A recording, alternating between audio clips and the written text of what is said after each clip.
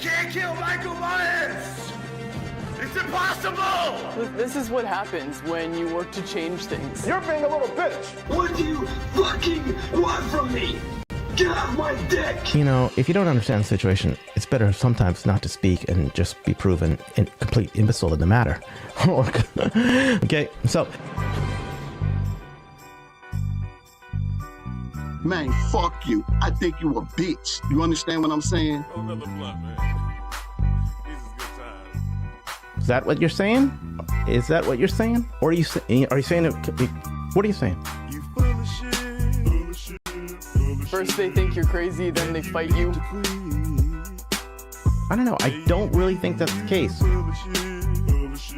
And then all of a sudden you change the world. Friends, welcome to Stocks and Crypto Plays. I'm talking about AMC stock. I am doing an experiment with our group here, and hopefully it spreads. I say that we each buy at least one share today and tomorrow, at least one share of AMC. Don't be afraid to only buy one, because it can make a difference. If 10,000 people buy one, that's 10,000 shares. They only have 8,000 available to borrow right now. And our short interest has skyrocketed to 667%. I did a video yesterday on the holiday on July 4th, and we were at 281%. And here on the 5th, we've bounced all the way to 868%, down to 667% as of right now, with only 8,000 shares available to borrow. What I propose right now is a little experiment. Everyone on our team right here buys at least one share. And comment below how many you're buying today, or tomorrow, or both days. Comment below. Just type in, I'm buying one share. I bought one share. I'm buying 2 shares. I'm buying 5 shares. I'm buying 10.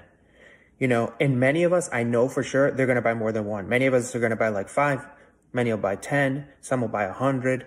Some will buy 1,000. I mean, there's some ballers on this team right here. But I just really want to emphasize, we just need at least one, okay? Just to create some momentum. Let's see what happens. Can we create more pressure? Because you can see the cost of borrow is just skyrocketed. Something's going on with this lawsuit. Short sellers are nervous right now. Look how low shares available are, 8,000. Let's just take a quick look, friends, right now at APE together. I didn't even look. I didn't even prepare it. So I don't even know what APE is going to be at. But my thought is there's probably 1 million APE you could borrow. And there's no worry. There's no drama with APE. There's no shortage. Okay, so here's APE. Take a look at the borrow fee.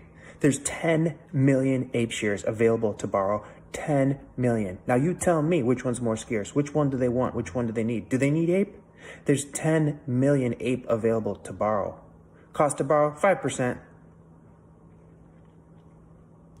You see it right there, friends, on the screen? That's APE. Preferred equity units. Okay.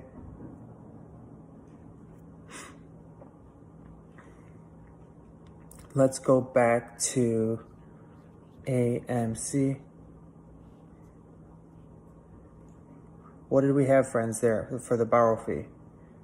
667% cost to borrow, only 8,000 available. Now you tell me, do you see the difference? Now let's create some pressure on these short sellers. Now, sure 100% if they're going to use these buys that we make against us, it's possible, but let's test it out. Let's do an experiment and let's try to put some pressure on them. Let's at least buy one share each. Can you commit to it? I think it's like $4.40 per share. Can you commit to that today? Skip Starbucks today and buy one share of AMC for our team. Hold it in your account. Even if your bags are full. My bags are full too, but I'm just going to buy some more just to support our experiment right here. See if we can create some more pressure on these guys, because time is short. The judge's decision's coming soon. You could see them panicking behind the scenes. So let's create some pressure. All right, friends, comment below how many you're going to buy today or how many you bought today. And we'll continue this today and tomorrow. Okay, friends? So comment below on that. Hit like, subscribe, and notifications. Also, I'm going to have a Mullen video today right after this one, M-U-L-N. If you're an AMC ape, at least check it out. It's another short squeeze play. High risk situation. I'm not telling you to get in it, but maybe you might want to at least watch the video and see what's going on. Mullen's just popped up 30% today. Okay, there's some interesting stuff going on with Mullen, M-U-L-N. High risk play. All right, talk to you soon. Have a great day.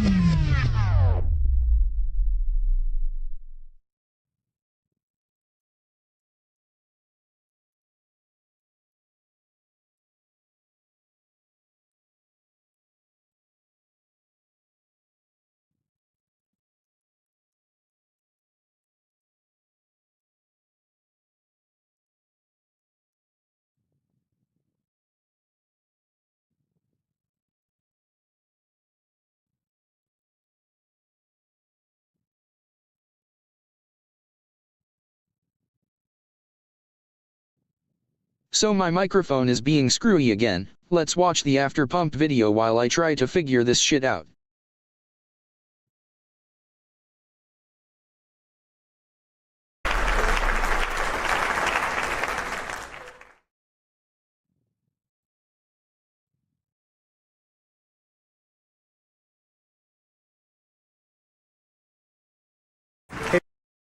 Hey friends, welcome to Stocks and Crypto Plays. I'm talking about AMC stock. So yesterday and today we're doing an experiment where we're buying stock on our team.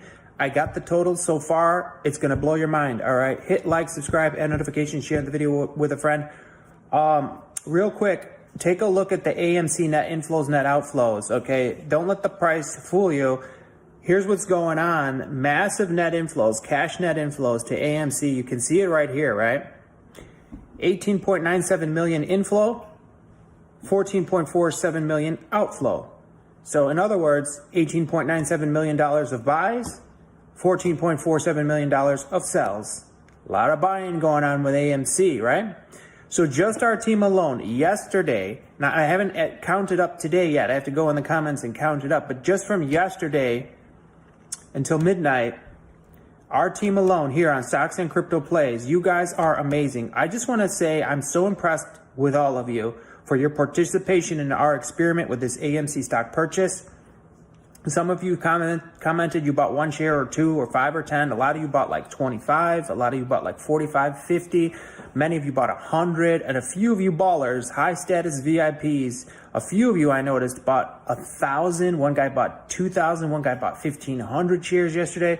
It was amazing. So our team, in that little bit of time yesterday up until midnight, we bought 25,000, a little more than, it was a little more, I think it was like 27,000, at least 25,000 AMC shares yesterday up until midnight, valued at about $109,000 of purchases. Our team right here. Nobody can say that doesn't make a difference. It does. And I noticed yesterday on Stonk-O-Meter, it shows shares to borrow available. It was at 0 at one point yesterday. So we pushed them down to 0 shares available to buy. You can look it up yourself. So we put a lot of heat on them. We put a lot of pressure on them. A lot of us know that a lot of times when you put buy orders through, they park them for 1 to 3 days, sometimes longer. They send them to the dark pool. They do a lot of dirty stuff, right? We understand that, but we made a huge impact yesterday. We made a massive, huge impact. How?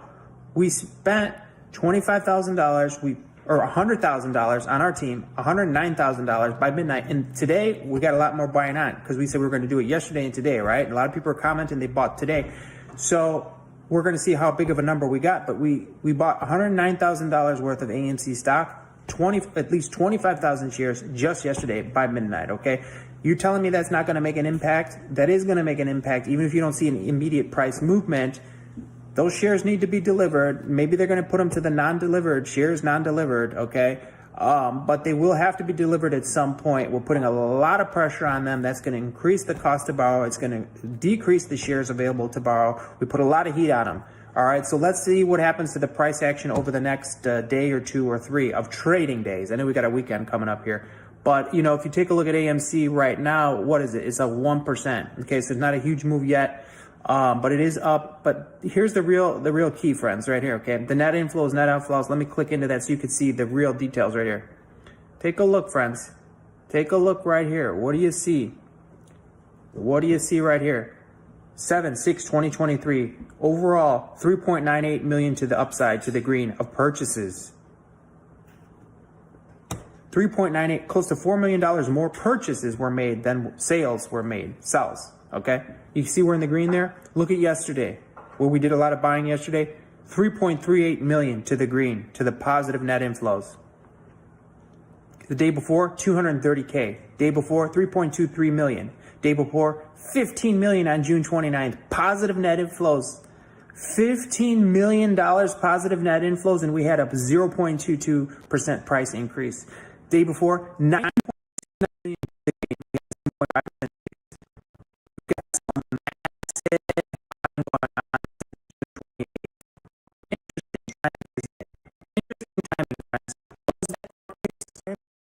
June what was it? June 29th. Take a look at the net inflows, net outflows with me right now, right here. June 27th, it was negative 122K. So a little bit of selling going on, not a lot, but a little bit more selling. 28th, they probably got a little inside information. $10 million, 29, $15 million to the green, 30, $3 million to the green. Okay, and we've just continued to the green. 230K on the 3rd, 3.38 million on the 5th, 3.98 million to the green on the 6th. No court, but does someone know something? Because the buying is insane right now on AMC. Share this video with a friend. Hit like, subscribe. We need people to see this. We don't have enough people seeing these videos. We're averaging like 5,000 views on these AMC videos. We need 10,000 people watching these every day at least. Yes, it helps me, but it helps our team. It helps AMC as well. And from what I understand from the AMC algorithms, we need comments, we need likes, and we need shares. That will help the videos grow. If you guys do that every day, we're a team. I can't do it all myself. It does benefit me, yes, but it benefits our team. It benefits AMC. Test. Oh. So I would encourage you. Can you hear me? These numbers are astounding.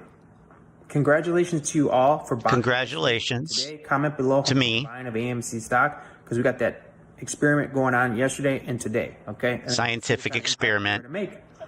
You can see all the buying going on. It's a market manipulation experiment. Like, subscribe, and notification. Share the video with a friend. Talk to you soon. Have a great day. Well, that was fun. I have no idea why it keeps happening, and I really was not able to correct it, but I came up with a workaround. Cleanup operation.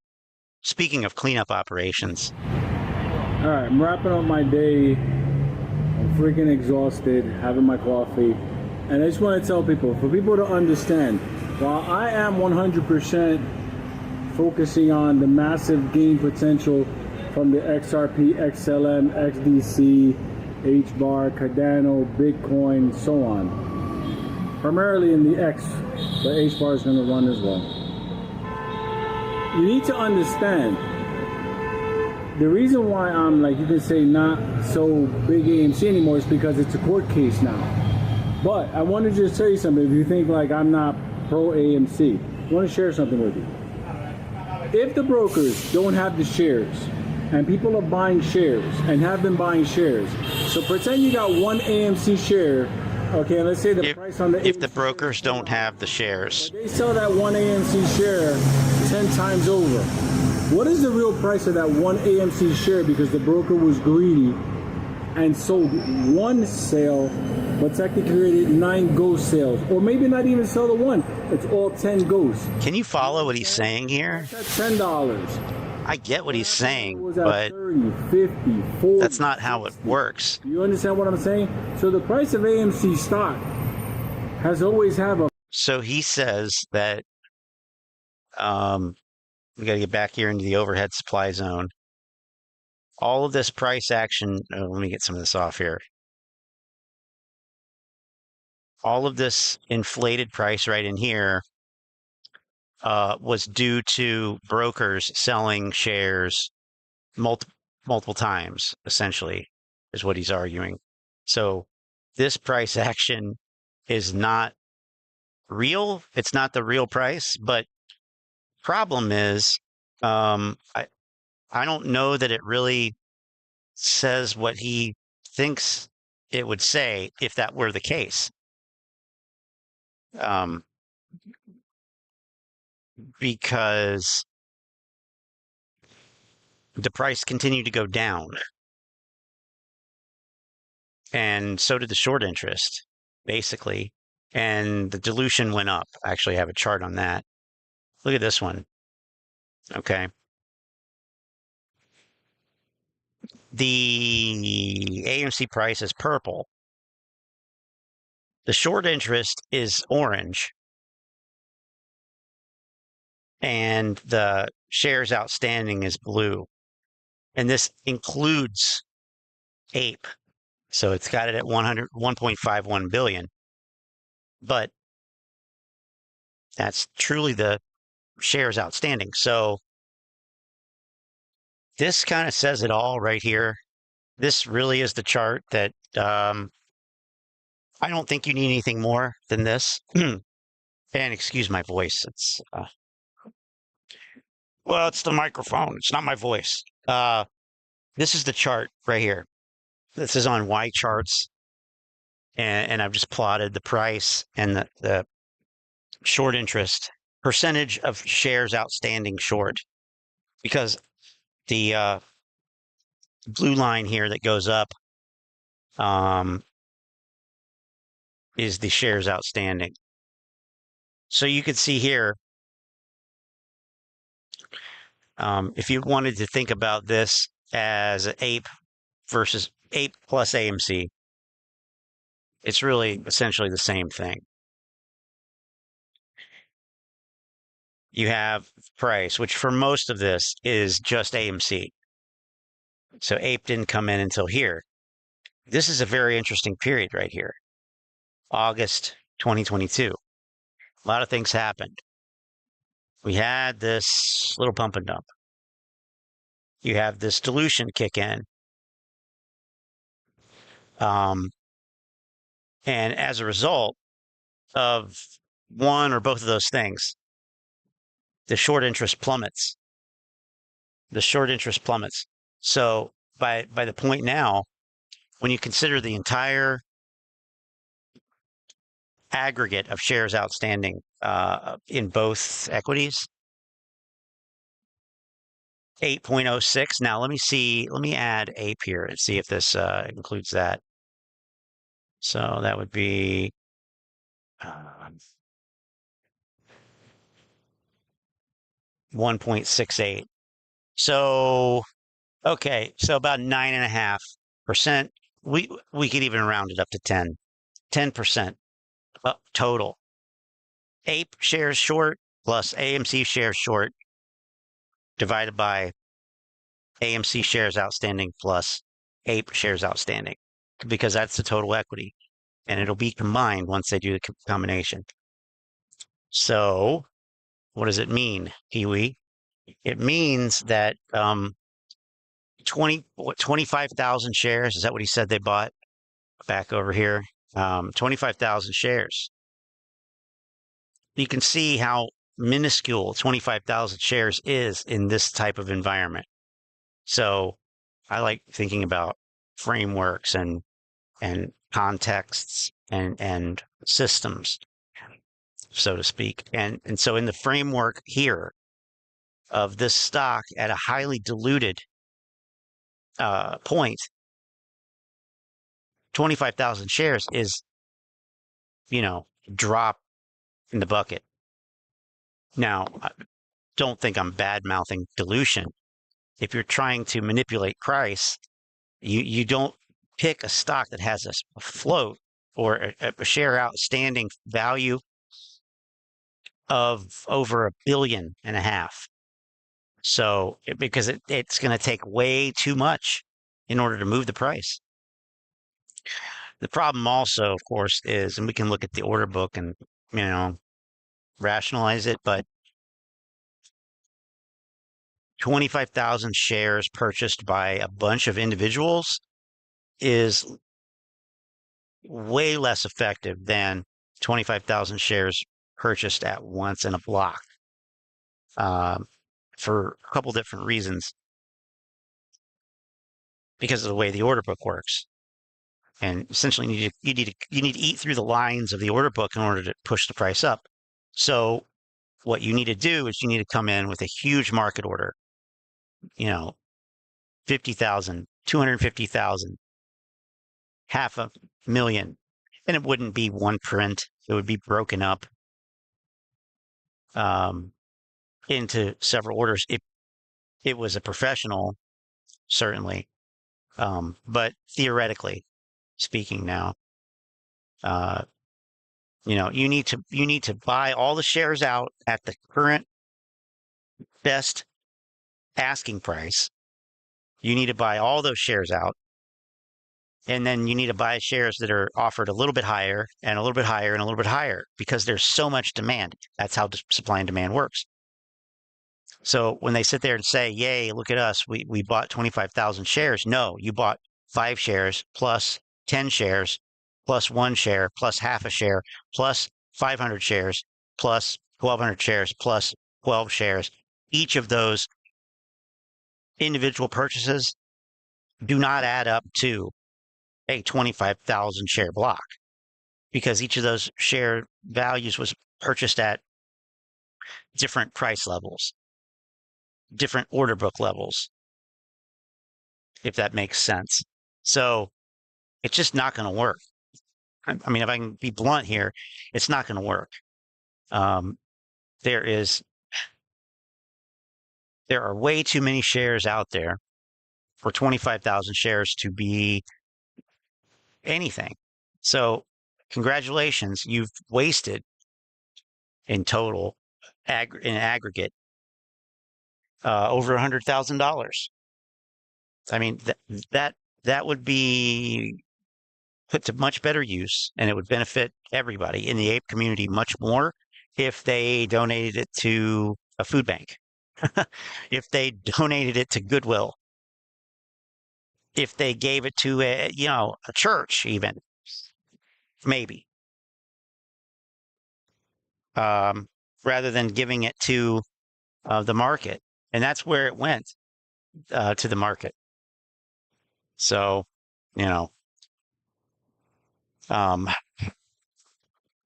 certainly not going back into their pockets. But of course, again, it was $4 here, $8 there, $200 here. It wasn't 25,000 shares. It wasn't 25,000 shares. It was all those smaller amounts, which add up to that. But in terms of supply and demand, it's really no different than, a small fraction of those number of shares being bought. If you follow what I'm saying, it doesn't matter if nickel and dime retail investors buy 5 or 10 shares, or 10,000 or 15,000 shares in these small amounts. The effect is the same. The effect is the same. So, and that's, one of the traditional reasons why, I suppose, profitable retail investors and traders typically don't try to move the market because they realize they're probably not going to move the market. They try to sense the moves, to anticipate, if you can, the move, or be ready to identify the move as it's happening and ride the wave. You can't make waves in the ocean, as far as I know, last I checked, but you can jump onto one and use its momentum to move you from point A to point B. And that's what this is. That's trading. As far as I'm concerned, that's trading. So anyway, table rock guy, what's happening? And isn't it curious?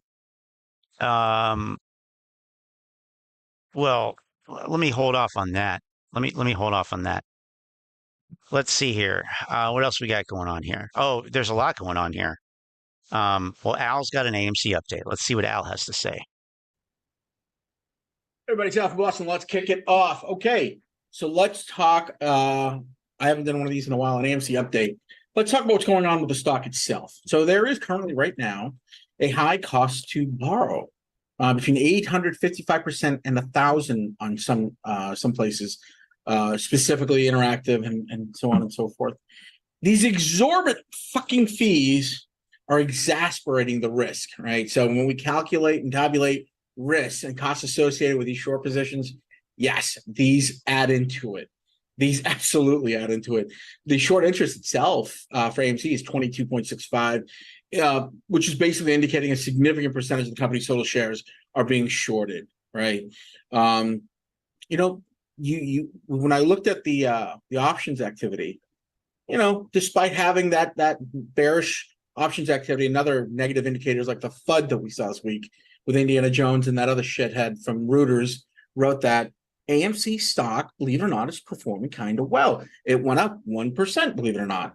But the high days to cover metric, let's talk about that for a sec.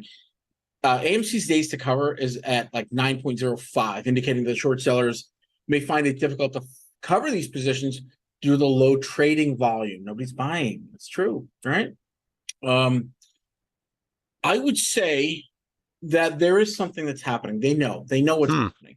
They know that there's a bankruptcy. Nobody's buying it. That's interesting. That is interesting. Okay. FUD campaign. We know that. Why not? The bankruptcy FUD campaign happening. There's all kinds of disinformation campaigns going on regarding Indiana Jones and other places and other movies and other things that AMC might be facing bankruptcy. This means like they're scared. I think you know that, but it's mostly speculation. And well, okay. Here's the thing. We looked at this last time and we saw that the only people that were actually saying that there was a bankruptcy risk, it's not short sellers, it's not hedge funds, it's not market makers. Why would a market maker say that anyway? It doesn't make sense. They want you to trade everything. They want you to trade. No, the people saying it was AMC, the company itself. They are the ones who said this at many points over the period. So I've never really understood this argument by these shills like Al from Boston. You know, they're getting scared. They want you to sell. They need you to sell. They need your shares. They need your real shares because you are the real one true pure race. You have the true pure shares. It's it's not genocide. Don't even think that. But it is, some are real and some are not real. Some are, credible and some are fake news. So we don't want they can't use those fake news shares because, the rules say, Rule 35 says, ye shalt cover with real deal shares, not Mickey Mouse shares, not monopoly money shares. We need the real deal. So we need to know, are you a real ape or not? And if you're a real ape, you're not selling. And if you're also a real ape, you're apparently not buying either because nobody's buying. But that's not, it's highly creative. It's highly creative. It sounds like something GPT would come up with. Chat CCP. Thanks, Elon. Just basically rumor mill spreading, right? That's all it really is. AMC's second book price, we talked about that in the past. Of second book trades, price is still, pretty high when it comes to the dark pool. When that is a motherfucking lie right there. See, that's fraud taking place. What we're witnessing here, folks, is fraud right now. This is absolutely fraudulent.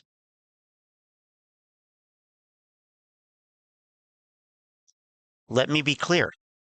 This is 100% fraudulent. There's no proof of this. There's never been any proof of this. I haven't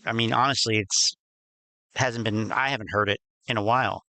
The second book price, also known as the off-exchange price or the dark pool price, which is way higher. It's always been way higher.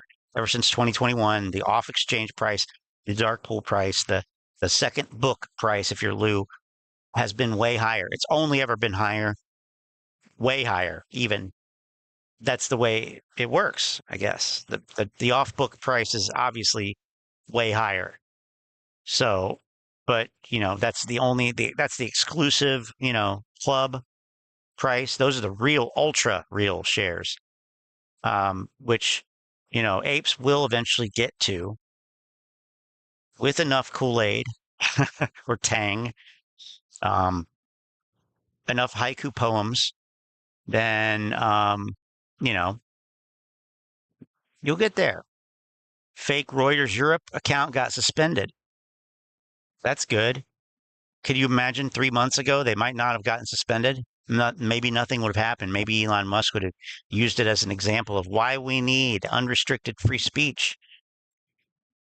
Hate it when he uses words, big words, but can't pronounce them correctly. I know, I hate when I do that too. Oh, you mean Al? Yes. Chat GPT, Chat GTP, Chat GTO. Chat. It's fraudulent, and it's also a murder of eat a murder of crows. They'll have Adam Aaron eating a murder of crows of the English language. Yeah, I mean, let's just be real here. There's a lot of murder going on. I mean, got a lot of people doing murders here of languages, of financial assets, portfolios, generational wealth becomes generational poverty. In ein Augenblick. So fascinating stuff. But what we are witnessing here, just to bring it back around, just to bring it on home, as the bluesmen say, we're witnessing fraud. I mean, he's talking about there being another price that's quote unquote real. He says that it's still way higher. That he hasn't changed the slide on the screen. It's Indiana Jones collectible. And see, I think these kinds of things are not necessarily intentional, but nonetheless subliminal, because he's telling you about this while you're looking at Harrison Ford, these movies, the AMC website, Burlington Cinema 10. I don't know where that is. Presumably Boston, I guess. Subliminally, if something else were displayed there, like a chart that, or a poster or an image that urged people to think critically and question things that are presented without proof, without evidence, without justification, without sound reasoning, would it have the same effect? I think there's no doubt that largely it would have a different effect. So whether it was consciously chosen or not, they say that, when people find their true calling, they just emanate whatever that is, so people who are experts in some field or masters of some craft, everything they do is sort of, emanates, it sweats whatever it is that they do. So for Al, intentional or happenstantical or whatever, for me, the viewer here, it is a permeation of this nonsense content. It's his fraudulent nature seeping out of every pore, including what he chooses to show you while he is attempting to defraud you. So it's interesting, but it's also just so insidious. Okay. They take place outside of regulated exchanges, instead of ATS systems. That affects the stock in such a way that it builds confidence. It's kind of a paradox, right? They are so scared and they need to do this so badly that they're willing to put everything aside, hide it, and do it on the dark pool, right? Which I think is interesting because it's a paradoxical effect. We're not leaving. They haven't figured that out yet for some reason. But I think in terms of the lawsuit, we saw that Brian Tuttle sent out 2 more documents, objection stuff. But from what I can tell, it's unclear how this thing is going to go. I have a warm and fuzzy feeling about it. But I think there's going to be further litigation as well. There's a lot of complexity. There's a lot of moving parts. There's a lot of things happening. And for me personally, I just don't think that we are in the position to make any decisions pre decision, right? I don't think we should. Nobody Okay. should make a preemptive decision before the thing actually comes to a close or something happens. But we're seeing good things. People are still scalping AMC. The cost of borrow is high. That's a good thing. The hedge funds are out there. The market conditions, besides being downturn, AMC has shown for the most part a greater part of resilience. All right, that's a good thing. Yeah, it can go sideways, Wow. it could go. I mean, that's a way to twist the twist the current situation. Yeah. Go and consolidate. Mental. I don't know if we can The term mental gymnastics comes to mind. expect further downside unless they really go out of their way and just go crazy. I think that's the issue here. Even though the market's downturning, the stock isn't. That's a great thing. Yeah. I think also, and I'm just spitballing here, I'm not just trying to say this. I think also there is a fear factor that is within, like I would say a pucker factor of 8, maybe 9 for AMC executives, because if Ted Catilla is able to pull off the greatest steal and rebound, Adam Aaron, Sean Goodman, all these executives, they're going to be in the line of fire. These executives, I mean, when they pull up Discovery and they're going to see everything out there, and believe me, they will. We're going to see what's incentivizing Mr. Aaron to do all these private equity deals over a period of time. And I think out of all the things that are out there, even more than the synthetics and the shorts, I would like to see what his take home is for every transaction and how many of his family members made money. Oh, his failed, ridiculously ignorant reading of a part of the AMC corporate charter where he believes that Adam Aaron gets a commission on every transaction, which I don't even know what he considers transactions to be. Is he talking about every sale of popcorn and soda on tickets in the movie theaters? Or is he talking about mergers and acquisitions? I mean, when was the last time AMC purchased another theater? I don't know exactly what he's talking about here. But I mean, I did go back to the original 8K filing from when Adam Aaron joined AMC. It's actually kind of interesting. You can go to Edgar here and you can scroll all the way back to 2016. Right here. Actually, there's a few different ones here, but it's this one right here. It's February 17th, 2016. This 8K, departure of director or certain officers, election of Adam Aaron as CEO and appointing to the board of directors. And it goes over his compensation. I mean, his base compensation out of the gate was $1 million, plus a bunch of other incentives, stock options, all this kind of stuff. So several $1 million. And he wasn't even appointed for that long initially. It was to fill a vacancy until the term expired. So, but I also looked at a lot of other things here. Most interestingly, did you know that at this time, 2016, early 2016, Q1, Q2, AMC actually had 2 entities. Yeah, it's true. There was an AMC Holdings entity, and there was an AMC Entertainment entity. And you can imagine kind of the relationship. But you had AMC, AMC, and AMCH, as in hotel. So at some point, there was a merger of these 2 entities, of the 2 equities.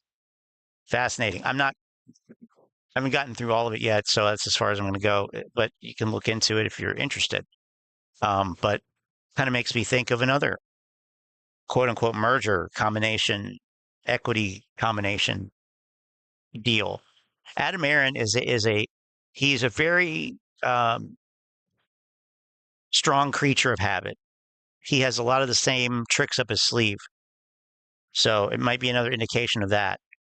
But usually we see that between his different CEO posts. So we see him do a similar thing with rewards programs at the ski resort, at the airline, at the basketball team, at the movie theater.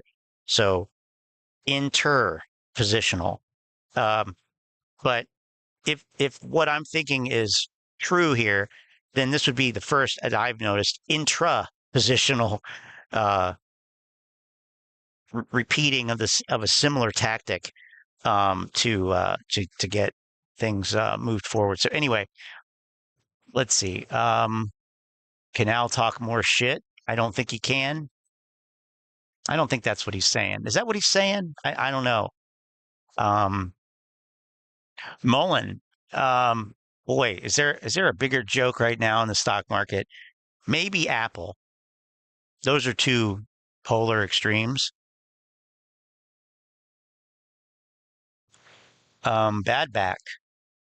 The amount of attention of failing unprofitable movie chain like AMC has gotten over the last 3 years is absolutely insane. I would say it's absolutely outrageous, actually, but that's just the Donahue George in me. All right. That would be my big thing. That's what I want to see. It's just, I don't know, guys. You tell me. You tell me. You can. How can we tell you, Al? You don't allow comments on your videos. I can't. I literally can't tell you because you won't let me. You won't listen to me. And don't you love when people like this say things like that? Like, I don't know, you tell me. No, you don't want me to tell you. Because if you did, you'd allow comments. But more generally, this type of personality, not interested in what anybody else has to say. I mean, get real. Get fucking real. All right. But Adam Aaron works for them. They're their buddies. They're drinking buddies, right? They're friends. They know each other. And it keeps happening and happening. But I will say this much. There is some posturing going around between all the brokers. I did receive a letter from Interactive Brokers, as well as some interesting things happening over the DTCC. They are posturing themselves. They have sent out some, some letters as of. Thomas James has a video on this, the wanker from across the pond, about the DTCC preparing for a squeeze. They've raised the squeeze barriers, so to speak. They've raised the squeeze stanchions. They've battened the squeeze hatches. Maybe we'll look at that if I can. Late, I haven't read possibly stomach it. That whenever there's major news or major events happening, all the brokers, all the major players in the game will send out a letter, and it's a disclaimer of some kind. And whenever I see that, I can expect to see something crazy happen. Oh, excuse me. Sorry about that. But yeah, that's really it, you guys. That's your update for the most part. I hope you found value in it. There's nothing really going on until we find out what's going on with the trial. Well, as with most things here, hope is the most dangerous thing you can give somebody. And if you have, actually, why don't I just let Jay tell us? You guys know Jay Ingram. Yeah, wise words from an elder. And he said, My Jewish friends in LA used to say, a man who has to hope is already in trouble. And that's why we don't hope. We know, we scope. A man who has to hope is already in trouble. As his old Jewish friends in LA used to say. And as Trey used to say, What do you fucking want from me? Get off my dick! Get off my dick. Okay, we haven't heard from Scavenger lately. He's back. Scavenger's back. He canceled the search party. We don't have to worry about reporting him missing anymore. He's not going to be found 8 years later, having been living with his mom. Here he is. Make this video real quick because I think there's a connection problem between some of these people and the 90% that hold AMC. So I'm seeing on Twitter, Wait, what? connection problem between some of these people and the 90% who hold AMC.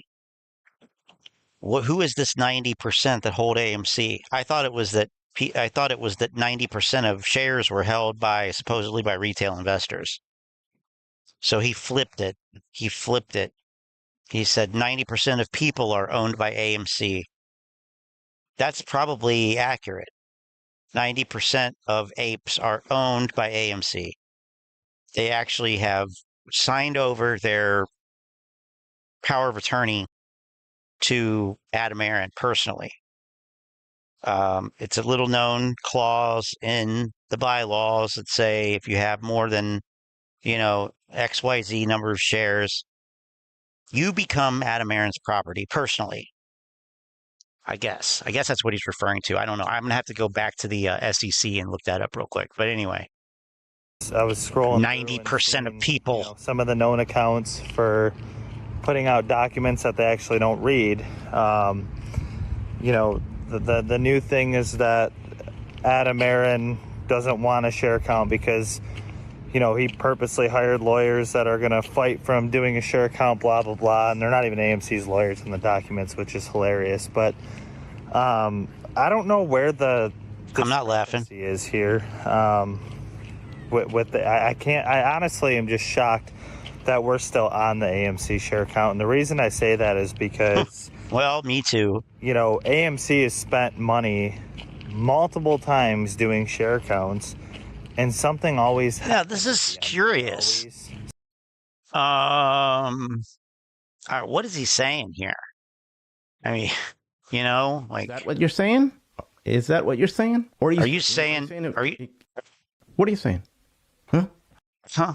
Are you saying the share counts are rigged? Listen again. AMC has spent money multiple times doing share counts, and something always happens at the end. They always see that they have the legal amount of shares that were issued. And that there's a big reason for that. It's because it's a conspiracy, and they're all conspirators, and they're guilty of conspiracy. I'm just spitballing. The one with the true share count, guys, is the DTCC, is the brokerage firms, is the market makers. Does he realize that the same share is going to get counted multiple times, but it's not going to count as discrete shares? I don't think he knows this. But the bigger question is, do you think that he drinks Milwaukee's Best or Natural Light? I'm just wondering, is he a Natty Light guy, or does he drink the Beast?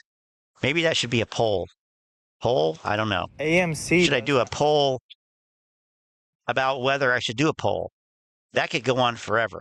This could be. Yes, if AMC could subpoena all of these entities. A window into another dimension here. And, require brokerage firms to literally, anybody who owns AMC through that broker, they send all those numbers over. Yeah, we would probably see that they're synthetic shares. But the problem is, like, AMC doesn't have the capability to do that. And at this point, synthetic shares aren't even hidden anymore. It's not even a matter of being a question, because we literally have market makers like Virtue that come out and openly admit that they will fulfill an order even if the shares aren't available. Like, that's the way the system works, my friend. So, I mean, I wasn't really, I wasn't aware that pointing out, errors and misunderstandings and bits of fraud was considered anger towards everybody and everything.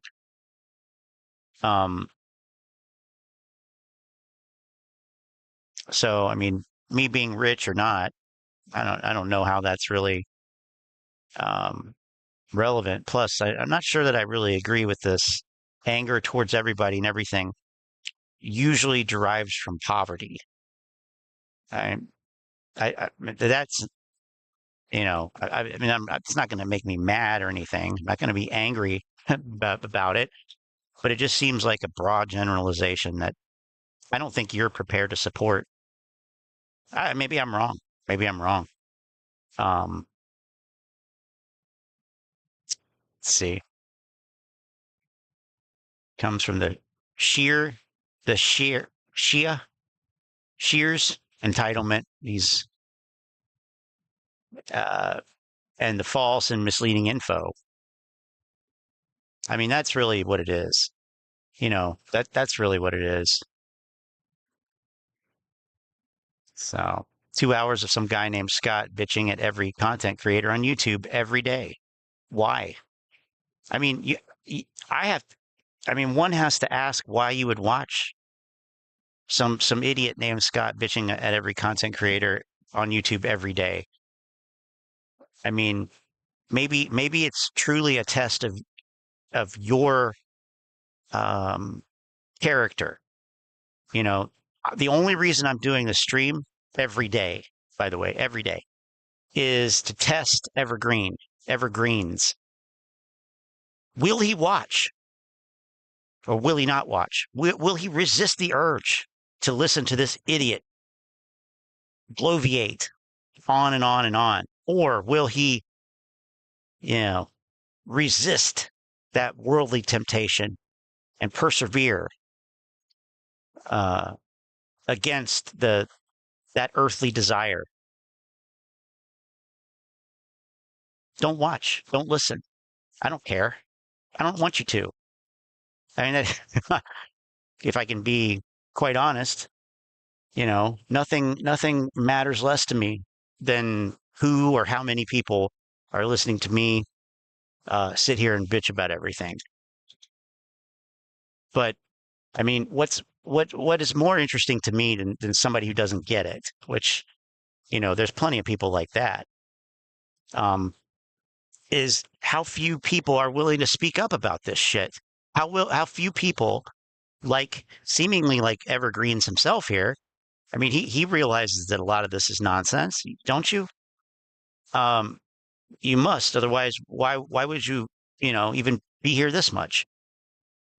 The question is, why are people like that who know that it's nonsense and can see the detrimental effects that it has, not only on their portfolios, but just on everything, on the quality of society in general, really, or just an overvalued, bubbly stock market? Why are those people quiet? Why are those people not, at least using, whatever voice they have to try to not save people? Because I don't care about people. I mean, don't get me wrong. I don't care about people. No psychopath does, really. But just to correct the record, just to say, wait a minute, guys, look, are we really looking at this the right way? Does this really make sense? Or are you just regurgitating something that's been regurgitated for the last 2 years that nobody took the time to actually slow down and examine and look at and evaluate through a framework of reality, truth, empirical fact, what can be shown to be true? Because at the end of the day, that's what's going to win out, as much as the pumpers and the apes and the Moass hopers and just the blind, whether they're leading other blind or they're being led, because we got both kinds here, country and Western. Blind leaders and blind followers. And the blind leaders were blind followers. It's like a chicken or egg. Which came first? I don't know. Those guys are gone. They're gone.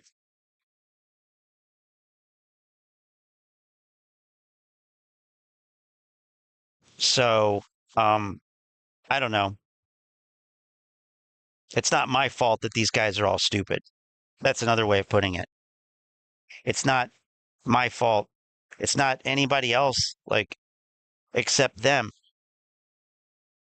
I believe in the end, just as the reality of AMC stock is becoming, I would say more into focus for some people,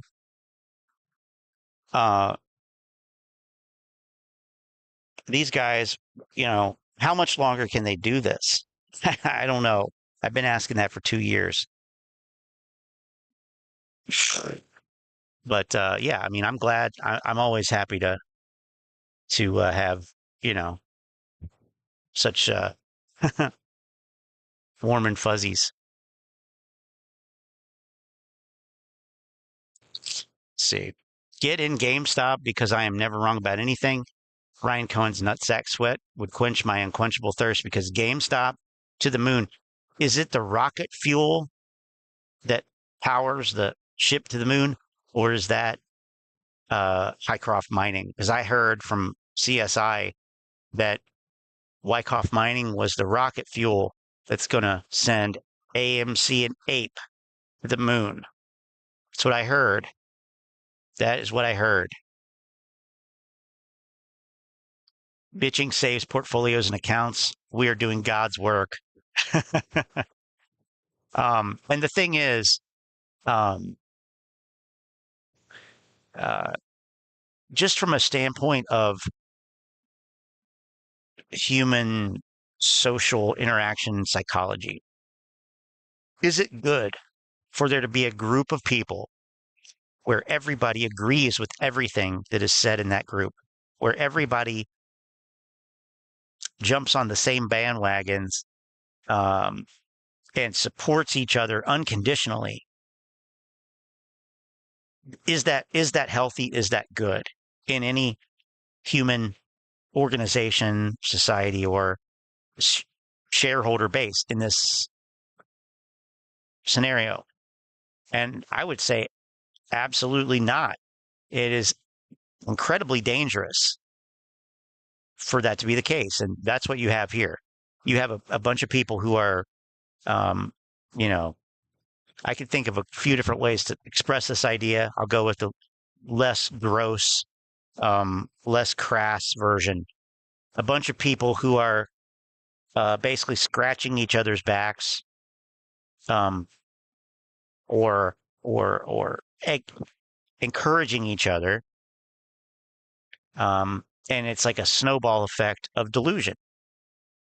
So I forget what that was in reference to, but yeah. So anyway, let's shake up the echo chamber a little bit. Let's throw a wrench into it. Let's pull the drain plug on it while the engine's still running. See what happens.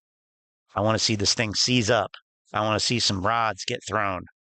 I want to see some shit happen, some shit go down. I want to see some people go to jail, if I can be honest. So they are literally telling you, yes, synthetics exist. Oh, that's not what they're telling you, though. I think being fixated on a share count really doesn't make a difference when you know at the end of the day what the answer is going to be. It's only going to spend AMC's money, and at the end of the day give us a big nothing burger, because at the end of the day the only one who's going to know are the ones who created them, which is market makers. And we all seen the whole debacle of anytime there's any questions raised, you have a document storage facility burned down, whatever it may be, we're not going to know that information. Oh hell is not ever going to. Adam Aaron, everybody in AMC management, they're never going to know. Are you? Oh, okay. And the reason for that is because synthetics being created. I have a personal connection to this here. In an area that, unfortunately, let me find it. Investigated by anybody. It does make the play that much bigger, but there is no way. Makes the play that much bigger. Yeah, this amount of legal shares. They can't open up the DTCC's books. They can't open up the books. They can't open up the brokers' books. It's just not. No. That's the case. You'd have 2,000 companies, coming out doing that, but they can't do that because no, probably not. And it's a system that they put in play for it to be against us. That there's a reason they do the things that they do. It's not AMC's fault. Oh, okay. The corrupt piece of shit politicians and laws that we have in effect in this country. So just wanted to touch on that. Well, your parents probably voted for these slime balls that created these laws. You know, let's be honest here. And you can tell that he's got definitely a conservative, you know, he wants to be conservative. I'm definitely picking up that vibe from this dude, you know, slash libertarian, which is like the silliest of all. So, you know, yeah, those damn laws, they're good for nothing. What do we need those laws for? You know, but he also doesn't believe in the free market either. So, you know, I don't know. It's weird. It's confused. It's that confusion of being, you know, mid-20s, and it must be even worse now. I can only imagine. It's got to be terrible, but I don't know. It would have been nice to be able, when I was that age, to think that I wouldn't have to work the rest of my life or something like that. But fortunately, I'll say fortunately, I didn't have that delusion. I didn't have that delusion ever. So, but you know, here it is right here. This is from what, yesterday? Iron Mountain, you know, coming to pick up documents at the hospital to burn. Those guys, they sure can make some shit disappear, let me tell you. Iron Mountain. Probably on Ken Griffin's speed dial, or maybe, you know, the Firebug. Anyway. Anytime a warehouse burns down, look to Ken Griffin. You know, this spiral of AMC doing share counts, because all that does at the end of the day is it's going to give us exactly what we have gotten before. We have 516 million shares of this, blah, blah, blah. And the real numbers are going to be locked in books of the ones who created it and have cleared the trades to occur that AMC can never get their hands on. So I just can't believe people can't see that by now. But that's where we're at. I don't think it's something, you know, worth, you know, at least pointing fingers at AMC for. I think that if we're going to open up that can of worms, you know what we got to do. So I'll see you on the next video. What do we have to do? Does it involve storming a Capitol? I hope not. I hope not. Citadel collapsed. Citadel collapsed. Past tense. Citadel on the verge of bankruptcy. Implied future. What the fuck? But I don't do those AI channels. No reason. No reason to do those AI channels. Here it is. DTCC preparing for squeeze. Well, that's just... Today, I want to talk about how the DTCC are preparing for the coming squeeze and subsequent market crash by recalling... There he is with that weird-ass plural usage. The DTCC is scared of what's going on with... There he is using the singular. Is it singular or plural? The DTCC are or the DTCC is? Are we talking about, like, you know, the Beatles are? Or, you know, the Beatles' latest... the Beatles is a band.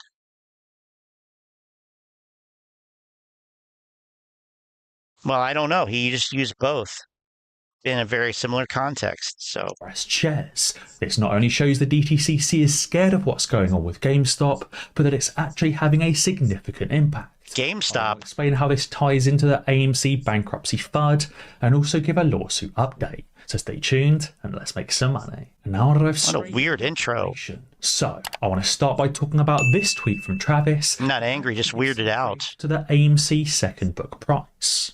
You may remember this is something we touched on heavily last year and in 2021, that some transactions in AMC were actually happening off exchange over the counter. Now we know that over-the-counter trades, especially for those long-dated call and put options, aka those married and divorced puts, and for swaps on married and divorced puts. Always rumored is I love those. Second book price for AMC. Oh God! Transacting off exchange to stop the impact showing on the AMC stock. And if those, it's too bad it doesn't work that way, Tom. I mean, where is your source for any of this? I mean, he's got a tweet up here. Find out what condition Z means from FINRA. Okay. Those trades were taking place at a completely separate price to the quoted exchange price. Travis has shown this screenshot for AMC on the 27th of September 2022. There was 400 shares traded at $142,000 per share. That's not what it says. That is not what it says, Tom. That's a disingenuous fucking statement you just made. And I would say it's fraudulent and intentionally misleading. Or, at the very least, incredibly negligent on your part. So which one is it? Are you negligent or are you being a fraud? Do you know that you're an idiot or are you unaware of your stupidity? That's the real question here. That is the real question. Shares were traded directly on the FINRA's exchange with conditions. The FINRA's exchange. Travis asked and suggested that we should find out. Now, I think it's interesting here that this guy, Travis, in direct contradiction to what Tom just told us, this says 400 shares priced at $142 per share. Is it the same print? Yep. 2022, September 27 at 3:38 p.m. September 27th, 2022 at 3:38 p.m. 400 shares priced at $142 per share. And by the way, aren't we still in daylight saving time in September? Doesn't it not end until November? So that should be EDT, but whatever. It's nitpicking. Yeah, 142.9798K. So which one is it? I don't know. I don't know.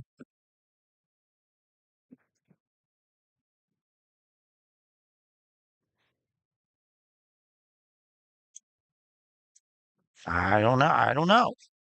Which one is it? Exchange with condition Z. So condition Z suggested that we should find out what condition Z actually means from FINRA.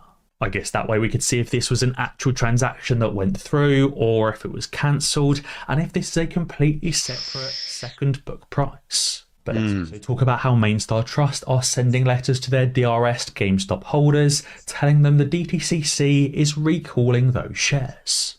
Platinum Sparkles tweeted saying, in an unprecedented move, Mainstar Trust sent letters to their DRS GameStop holders. What is Mainstar Trust? For DRS. Why do I care? DRSing. Why does it matter? Shares. She said Mainstar is one of the few custodians that would.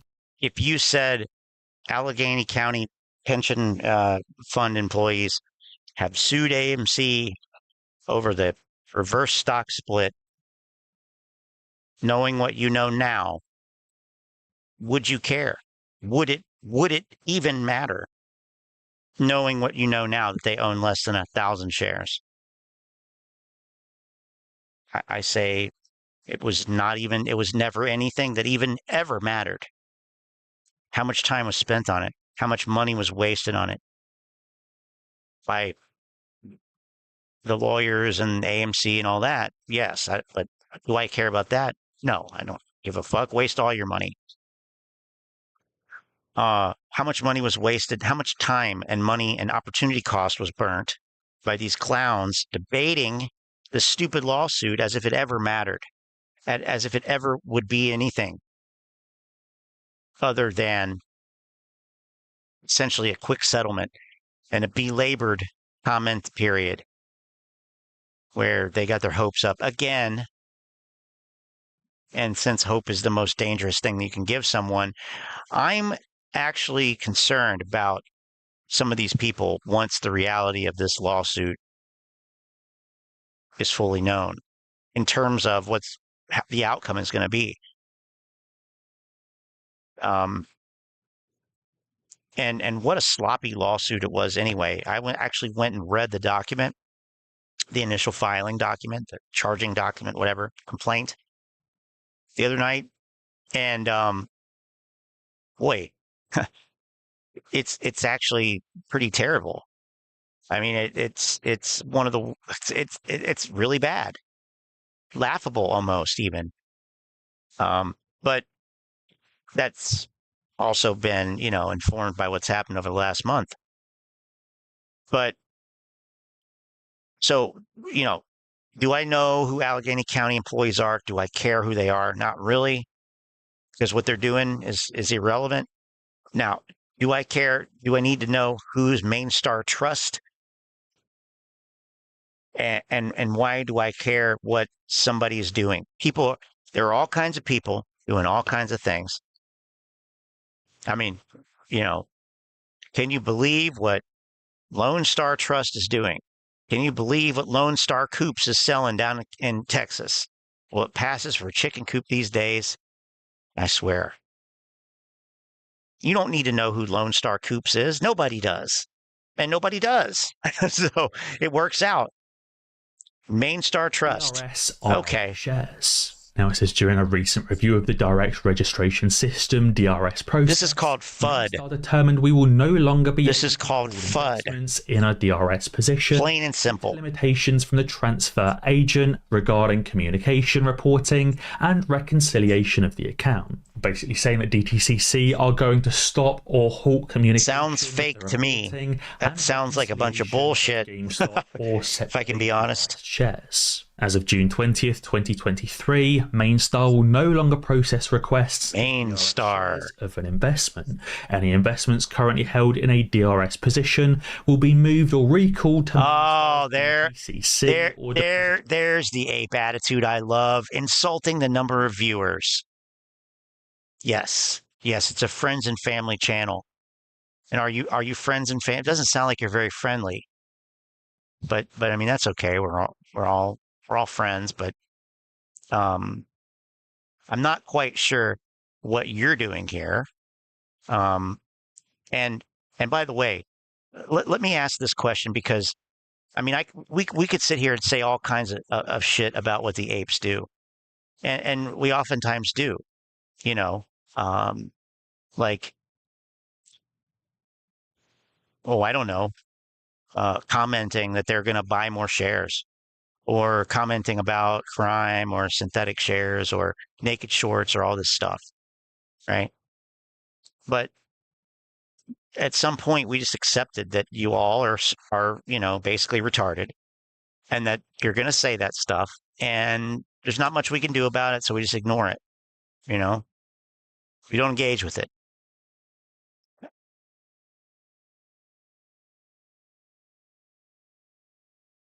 But you do it anyway. But you keep doing it. You just keep doing it, and keep doing it, right? Nobody tells you not to do it. You know, nobody cares if you comment on whatever. But if somebody speaks bad about YouTubers, if somebody badmouths YouTubers, complains about YouTubers, or fact checks YouTubers, like listens to what they say, pauses it, thinks about it. Urban Ape, I don't think it's because of your name. I don't think it's because ape is in your name. I really don't. But you know, that's okay. If you think that.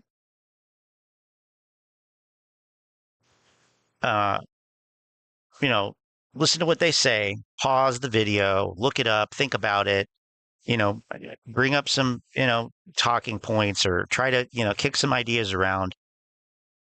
That is such a mortal sin. You know, it's like, well, why would you do that? Why would anybody do that? Well, shut up. You only have 12 viewers. Do you not see how in a box you are? Do you not see how you have closed yourself off to the point where you think that it will hurt my feelings if you insult the number of people that are viewing this stream currently?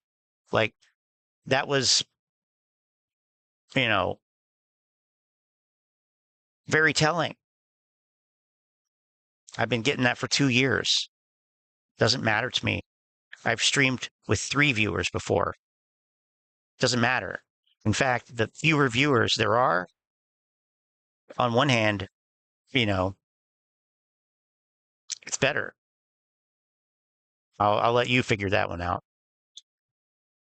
Depository Trust Clearing Corporation. I'm not sure how much of this I can really stand. Are sending DRS shares back to the DTCC should be a wake-up call. These people are doing everything in their power to stop DRS. This goes to show the DTCC is obviously realizing there are way too many shares of AMC and oh my god, and they can no longer keep a lid on the reconciliations. All of a sudden, you're going to Jesus Christ held at Computer Share, 100% of the float held at Mainstar, and 100% of the float held at the DTCC. Obviously, proving the float is sold many times over in both GameStop and in AMC, and the fact that DTCC has way too many shares in existence, but simply reduces the number of shares for reporting purposes. Mainstar gave a fairly half-assed excuse as to why they're halting DRS services, basically saying it takes too long for the information to process. But there's actually been Well, I mean, you actually had plenty of people in this community themselves saying similar things.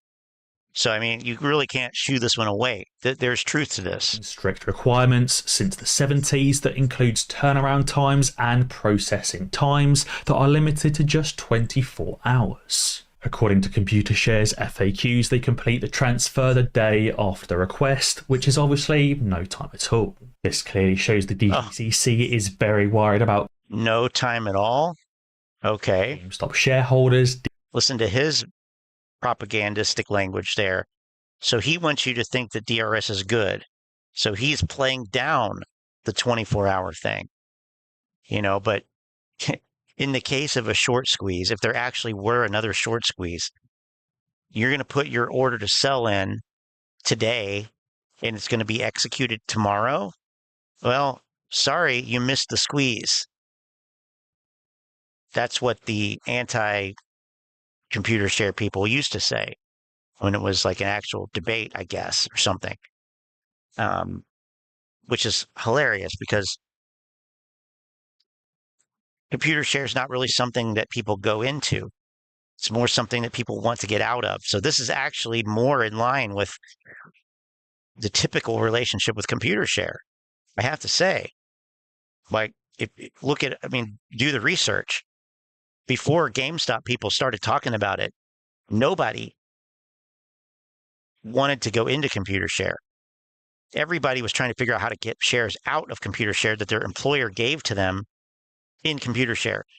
But because it sucks and there's really no reason to do it, people were trying to get out of it so they could actually, do something with their holdings. That's on the internet. Date restricted searching. But anyway, whatever. Mainstar Trust. Okay. DRSing their shares, and they're obviously scared the truth is going to come out. Obviously, DRS wasn't a massive hit with AMC, and I could understand why, especially over the last 2 years, as DRS hasn't had any significant impact in the GameStop price. I didn't think there was much need for it. Now the DTCC are starting to recall shares, I still don't think there's much need to DRS. DTCC are recalling shares. We are indeed right, and that synthetic shares are... No, it doesn't prove anything of the sort, you disingenuous fuck. No, it doesn't. It doesn't prove that you're right about anything. It proves that you can make connections between things that don't exist. You can make non-existent connections between non-existent things. That's all it proves. Through the net. More and more proof of synthetic shares is seeping through the cracks. Okay. 3.8 million individual AMC retail investors still remaining, and that full shareholder list of Bed Bath & Beyond shareholders that showed the DTCC held the float multiple times over on its own. The DTCC is trying their best to cap any evidence of synthetic shares from escaping that net. God, his analysis is so fucking cringy. And worse job. Especially when they openly start recalling shares for no apparent reason. Again, it just gives us more confidence that there are indeed synthetic shares in the bucket load, and they're trying to stop the truth from coming out. But obviously the number one thing with the truth and listen to this motherfucker. I mean, this is like such garbage. How in the fuck does this guy get 11,000 fucking views on a piece of shit like this? Wow. Holding 1,326 shares at $19 average. Wow, you're winning. I buy every paycheck. Jesus fucking Christ. I genuinely, truly believe we will squeeze. I mean, you can't. How could you even make that statement? How can you even make that statement? I don't even care. It's not even the part where they say they believe that it will squeeze. It's that they genuinely, truly believe it. No, you don't. You're just over-invested. You're over-invested. You can't make a statement like that. Objectively, I'm sorry, you can't. Not when money's involved. Not when you're down this much. You cannot make that statement. That is a disingenuous statement. That they truly want it to squeeze. They hope it squeezes. Genuinely, truly believe? I don't think you could say that. I don't know when, however. I know the amount of pressure on this stock is nuts. Okay. The amount of selling pressure is. And I don't believe there's another movement like this in the stock market. Movement. Okay. I think it's a very unique opportunity that will arise to make us stupid amounts of money. Stupid small. I consider this a cheat code in order to become rich. If you can handle the fearfulness, there is just no way this thing doesn't squeeze at some point. Well, you know what I'm going to say.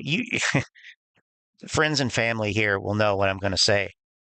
It sounds like what he's saying there is that it's obviously going to squeeze. It's obviously going to squeeze. And, in the stock market, more often than not, if it's obvious, it's obviously wrong. So, I mean, this almost seems like an AI comment. It almost seems like a spam bot comment. It doesn't seem like anybody should be saying this in 2023. I mean, it's hard. It's honestly, it's kind of shocking. Somebody would actually type this, which is why I think maybe it was AI. How could somebody type this with a straight face? I don't know. I really don't. The fact that this video is instantly attacked when it was dropped still makes me believe even harder. Exactly. If the situation was hopeless, their propaganda wouldn't be necessary. Instantly attacked. Yeah, what do they mean by instantly attacked? I mean, I did everything I could to avoid clicking this video. And I'm honestly regretting that I did.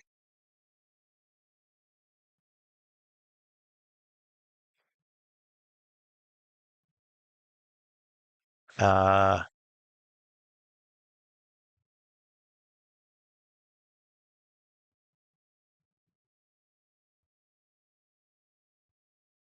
will sell my shares, but not for pennies on the dollar after making me wait 2 years. Well, I guess then you're not selling. I can wait 2 more years. Okay. The only narrative that makes sense is that the shorts got greedy and got trapped by retail and have no choice but to keep shorting to delay the inevitable implosion of their funds. Shorts underestimated retail and thought they could scare retail with FUD and outlast retail's patience. Who is this person? And which AI are they using to create these comments?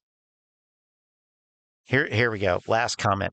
Weather forecast in between the hot air being blown from Thomas's mouth and the flapping of his arms. A huge warm front has now brought devastation to Citadel's HQ in the form of severe tornadoes. Next video, Tom will report that the tornadoes are going to bring the squeeze. I mean, that shit was not funny in 2021. Still not in 2023. I just, there is some mental illness out there. All right. How about ants trades? We don't often get to talk about this clown, and then we'll close it down for the night. But I don't want to go too long to 12 people here or however many. A little bit further along through the channel, the ascending channel, than I previously thought. So looks very good, and there's multiple things supporting that. And I'll just jump into it. So we'll start with SPY, the macro on SPY. Same shit, different day. So descending broadening wedge for a year, breakout, retest, reclaim the ascending triangle. The descending broadening wedge. It's so simple to him. I love how obvious and simple everything is to this guy. He's got such a nice, simple attitude and approach and understanding of it. You know, it's really wholesome. Wedge transitioned into an ascending triangle here. So reclaim the triangle, very flat towards the end here before you break out. You gap up from the breakout. We got upside to 444 and then pulled back, found a bounce off the 20, double top 444. Great. And now you're describing gap down and what happened. Got the pullback that I was looking for, back down to that 437 to 438 range. So this looks very good. I'm going to get into the symmetry and all that, but 68 days in a row closing over the 200 EMA.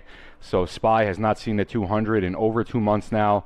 Golden cross on the daily, very, very bullish here. SPY very bullish. All-time highs in the relatively near future. So very okay. bullish on SPY. Again, touching on SPY on a daily basis because both times like based on what? June, SPY was rallying to the upside in a very similar fashion to what we're seeing now. This guy, I don't even think he's aware of the existence of the bond market.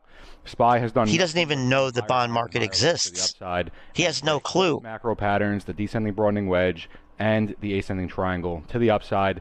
And this range that SPY is trading at right now, we have not. How you can't tell that that's a descending broadening wedge? He's not even looking at volume. So he doesn't even have volume on. Jumping into the symmetry on SPY. The symmetry. On this new. Oh, this is new. I'm just going to continue to do so until the symmetry is broken. So far, it's playing out perfectly symmetrically, so I'm going to continue to touch on this. So perfectly symmetrically. I love that. Your middle, where you have your lowest low, you have one break above the ascending triangle right here to retest the macro of the wedge.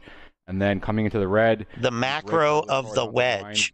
What? I'm sorry. What does this mean? On the left came slightly lower. To retest the macro of this wedge. That is a meaningless fucking collection of words that he just spewed right there. Wow.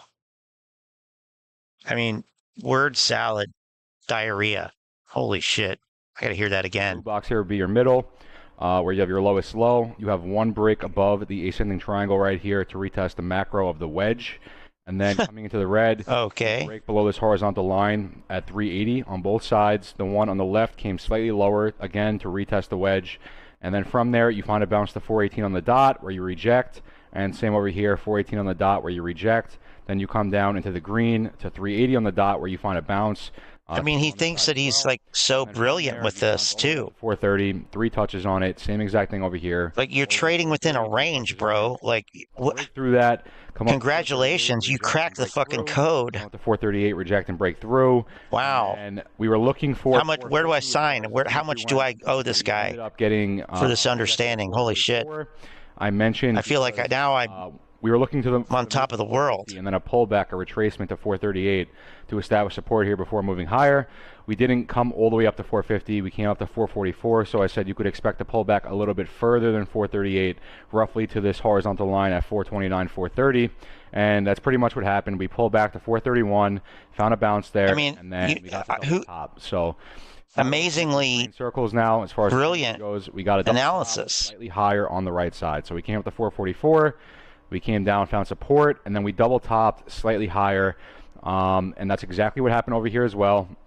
You came up to 450, you come down, find support, and then you double top slightly higher than the previous high that you see here, and then you pull back to the middle of the range before higher. So if you remember me saying in my that's not the previous high. Oh, he's thinking in mirror image, which makes no sense. Which would be roughly 436 to 450. Obviously, they're running the program in reverse now, I guess. Found a bounce and found upside from there.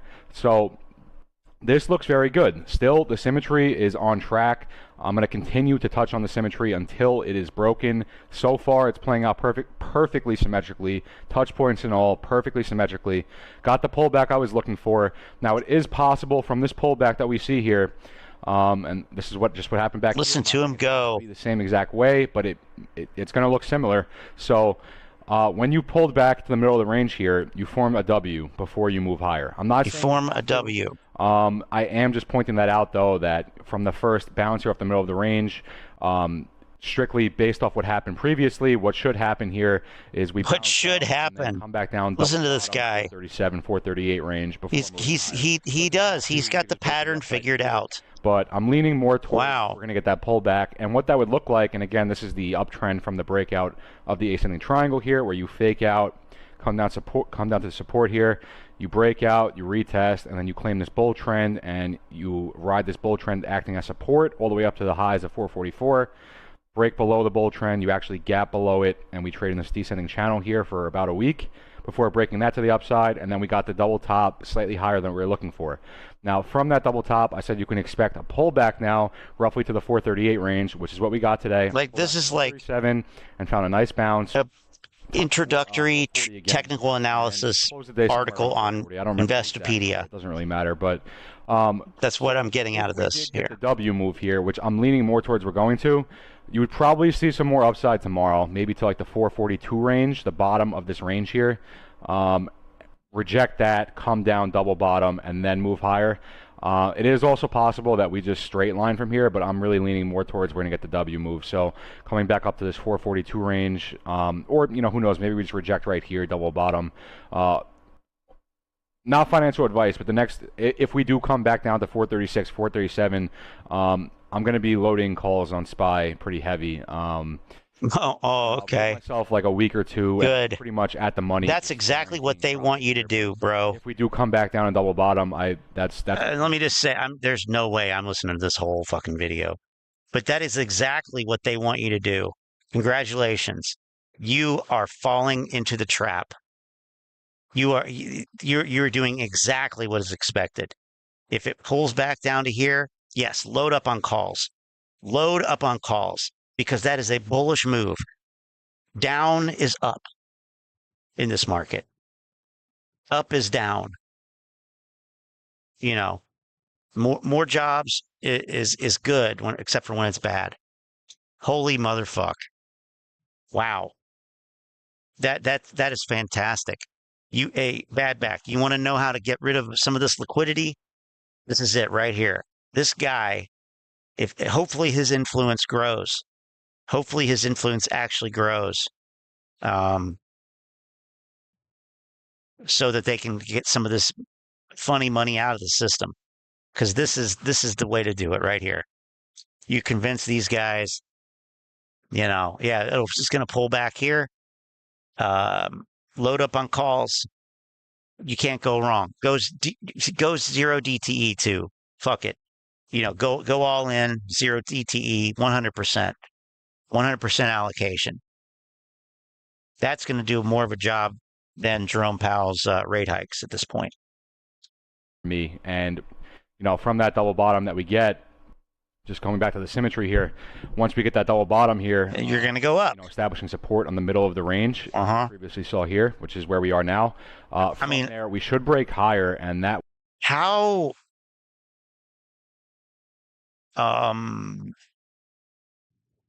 Like, what kind of void of knowledge and experience would you have to actually come up with something like this and think that it had any credibility? I mean, I am so curious what would drive somebody to this understanding, and quite frankly, you know, goddamn this market for making these people think that they've got it figured out. I mean, I guess you could say God damn it or bravo, but I mean, this is so funny. All right, a little bit of this AMC, but I can't do it.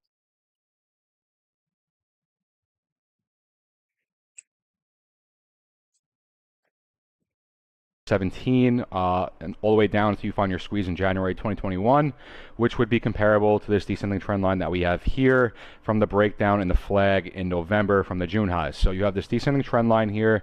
You have a gap down here. This is a fractal break right here, fractal break, and then you get into the downtrend, and this is a macro fractal here that plays out all the way until the end, where you get another macro fractal break right here, this gap that takes you to the squeeze, starts a whole new fractal. So that's one fractal here from this fractal break. And over here we have the same exact thing, you know, where this trend line starts, there would be your fractal break. You play out this pattern here, same as what you saw here, and then you get down into the green, which is more or less a W, same on both sides. The red being more or less a cup, same on both sides. And the blue, you come down, bounce up, come down, bounce up, come all the way down and curl up towards the end on both sides before breaking down to this flat portion here. And I mentioned multiple times, you have 3 bottoms here, 1, 2, and 3, and from that third bottom, you form an uptrend, which breaks you out of the triangle and takes you to your squeeze. So that's what we're going to be looking for now. We already got our third bottom, so here would. I mean, imagine TA can predict a squeeze. That's brilliant. That is brilliant. I think this guy got into AMC after June 2nd, 2021. I think he did. I don't think this guy was an original ape that was in this before the June 2021 squeeze. I don't think he was. I think all of the guys who say this cycle theory nonsense are newcomers, personally. I don't have any evidence to support that, but that's good enough for him, so. Again, previously mentioned, I was looking for a lower low here, slightly lower than what we saw in April, the April after hours knife. We didn't end up getting that. We bottomed at 401. I mentioned that we didn't have to have a lower low, and we didn't get one. So, you know, it looks very good, and now we're in the uptrend, and let's just move on from that. We're in an uptrend? Oh, okay. Again, this is the exact same thing that I just showed you. Same exact chart. I just removed the colored squares off the flat portion to make it look a little bit more visible and threw some lines on. So start of the downtrend. 1, 2, 3. I don't think that's an uptrend. Takes you to the end of the blue. 1, 2, 3, 4, 5, 6. Takes you to the end of the blue. And then you break down to the flat portion where you have 1, 2, 3 bottoms before. I mean, this just is not how it works. Break the triangle and at all. So over here, same thing. You break down from the 6 point. 1, 2. You know what this is? You know what this is? I'll show you what this is. Here and taking us to our squeeze. Once again, price targets $140 based off macro Fibonacci. Come on. And that come is on. Conservative low ball target. I'm leaning more towards this squeeze will be the Moass. And again, come on. 40 price target is not accounting. Come on. That's if we squeeze right this second. No reverse split. Price target from where we're trading at right now, if we squeeze, would come on $40. With the reverse split in effect, it would be $1,400. Come on. That's that. Now jumping into the micro once again. So what we're doing with the micro is we're zooming in on the flat portion here. This orange, purple, and blue box, the flat portion here that took you to the squeeze, where you break the triangle and you squeeze. So that's what we're going to be zooming in now. The orange, purple, and blue. We're comparing both flat portions here. That's what we're looking at. You know what? Here's what you know what this is.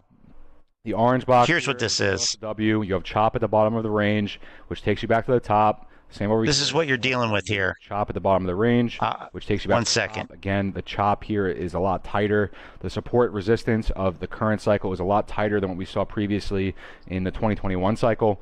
This is what you're dealing with here. When he shows this kind of shit. When he shows this kind of shit.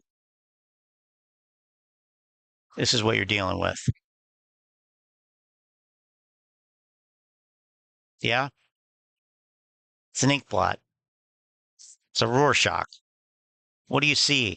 Tell me what you see. What you see. What do you see here? What does it mean to you? How do you feel about that? And so on. It's an exercise. It's an exercise of self-reflection. It could be said it's an exercise in, bringing the unconscious to the fore. Right? What does he see in that? What does he see in this? He sees the same thing. What do you see here?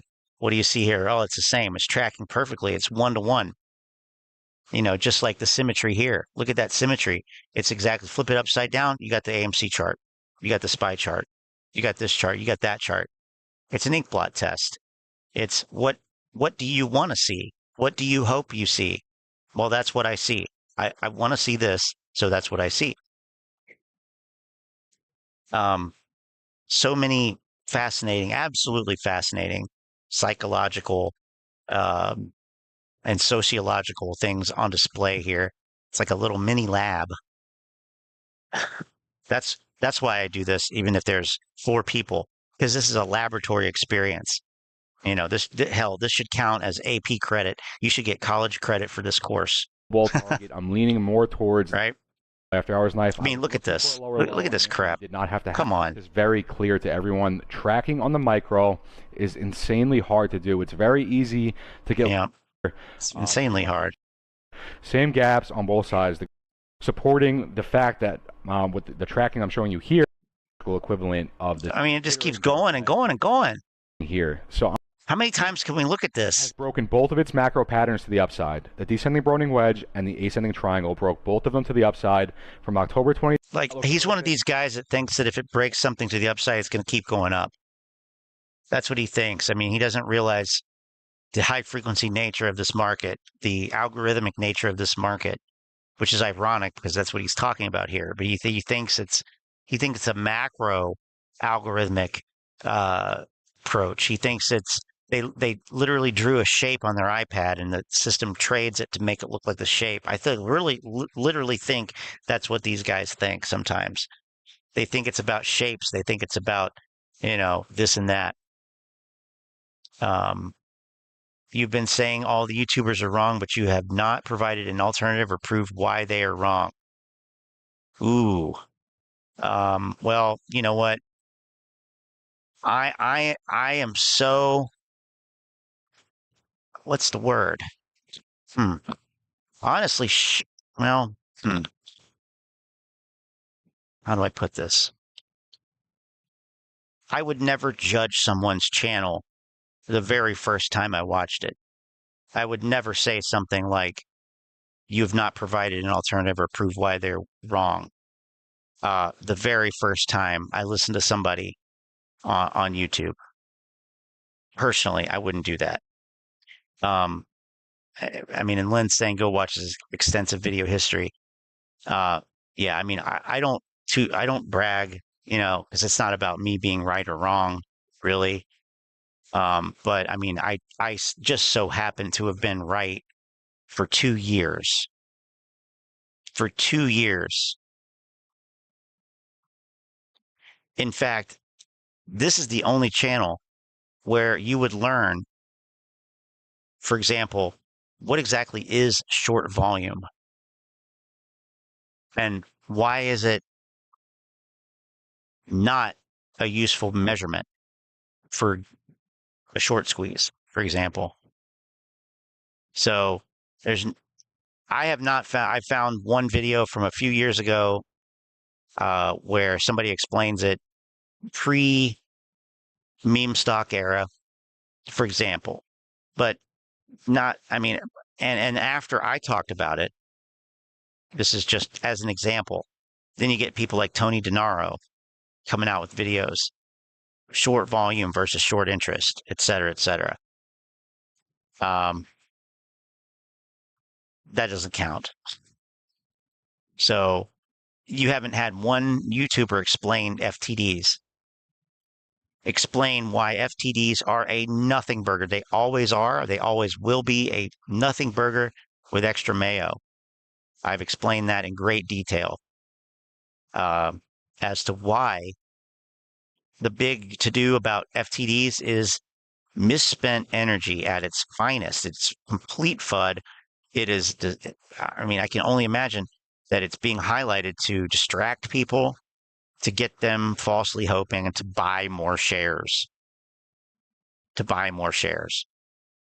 I mean, there's the simple fact that nobody has pointed out that, you have a bunch of people that are very publicly on one side of a trade. That never works out. But nobody's calling it out. Nobody's saying, hey guys, you know what? This isn't going to happen if for no other reason, then you all are on the same side of the trade in a very public manner, which is foolish. It just doesn't work like that. Whenever 1 million people think they're going to get rich, exactly maybe somewhere between 1 and 3 actually get rich. So, that's more of a conceptual thing. But I mean, Manuel's right here. The proof is that Moass has not happened, despite 1 million calls for free beer tomorrow. Tomorrow. It's going to happen next week. next week, all these failed predictions. I mean, you know what? The proof is every one of these videos here. So, I mean, really, I think it's a bit unfair to say, your first time watching a channel that saying that they're all wrong, but not provided an alternative or proved. Excuse me? Motherfucker, do you see any of these clowns offering a shred of evidence for anything? Do you see this clown providing any proof of anything? Do you see this guy interpreting any data accurately? Do you see this clown using anything other than TA to predict a short squeeze? And his whole investing thesis revolves around the fact that he believes that past performance dictates future returns, which is the number one thing that every brokerage literally has at the bottom of every one of their pages. I mean, I think you are an ape. I think Urban Ape is an ape because of statements like that. Willful ignorance. That's willful ignorance. And then reality is, it's not my responsibility or anybody's to prove anything. I've always been of the mindset that, the best teachers I had, they got me started on a path. They made me curious enough to look for myself. They lit the fire, and then I added the kindling and turned it into something else and turned it into an understanding. So, I mean, if I didn't prove it, that just means it's your responsibility to, or not, or don't, and people can believe whatever they want. And I don't care either way. But, that's the thing that I just don't,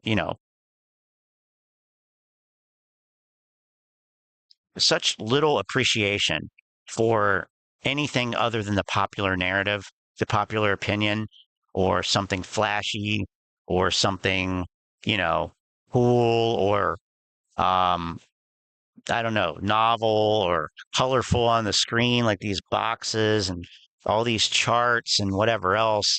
I mean, correlated with the fact that most people lose money trading in the market, I mean, it's kind of funny, really, that so many people are seemingly averse to thinking critically and taking responsibility for their own trades and their own actions. They want to blame somebody else. And I'm not saying don't blame the material. Don't blame anybody else. I mean, I don't know why you're here, honestly. I really don't. Doesn't seem like really you should be. But, I mean, here's the thing.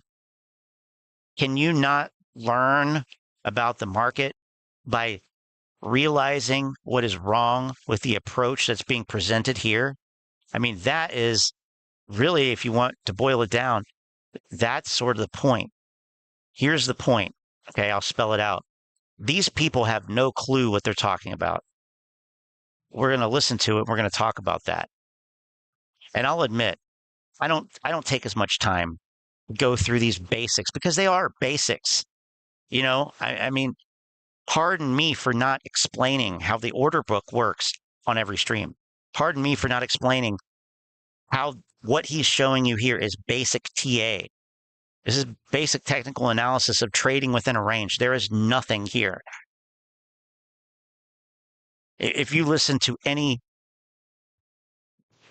actual trader talk about what's been happening in this range here, even just, this whole highlighted range from green to green, they're going to say you're trading in a range, from whatever to whatever. We're going to break out of that range one way or another. Until then, we're trading in this range, not, this symmetrical bullshit. You find one trader who has ever said anything like this, I will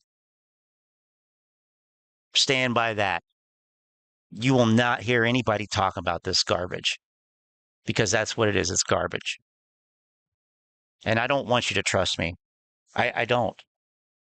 I don't want you to trust me. I want you to do whatever you want. But like I said, my favorite teachers, the best teachers I had, the ones I learned from the most, they didn't tell me everything. In fact, they probably told me, I wish they had told me more. But you know how it is. You don't have enough time to cover everything. So they give you a taste of it, enough to get you interested and started on a path of you going and spending hours into the night listening or reading or watching or learning or, writing. It's not my, it's nobody else can do it. I can explain everything in every stream. It still won't have any effect really. It probably have less of an effect because you learn more by doing it. So I don't know what's going on. I don't really care. I do what I do. If people like it, great. If they don't like it, that's just as great. I don't care. I don't make money off of this. I don't do it for any other reason than the fact that I can't stand ignorance. I can't stand when ignorance is glorified. I can't stand when ignorant nonsense gets this much attention and it's not called out for what it is. And if you don't think it's ignorant, like I said, I think that's got to be on you at this point because I've been doing this for 2 years and I've been right about what's going to happen, about what is happening, about all these concepts,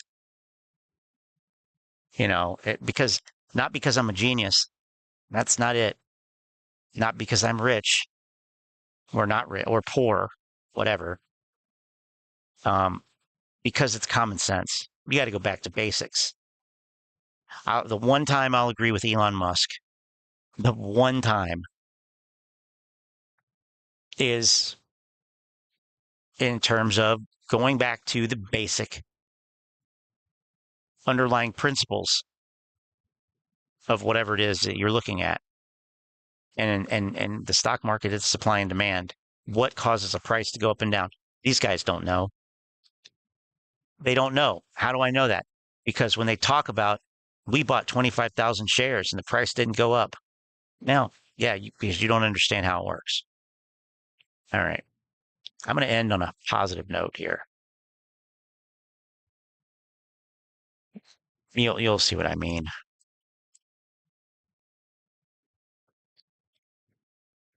Well, oh my God. 4 days ago. Huh. Wow. Wow. Huh. Well, color me surprised. Live interview with Pedro. I can't do zero data. Can't do it.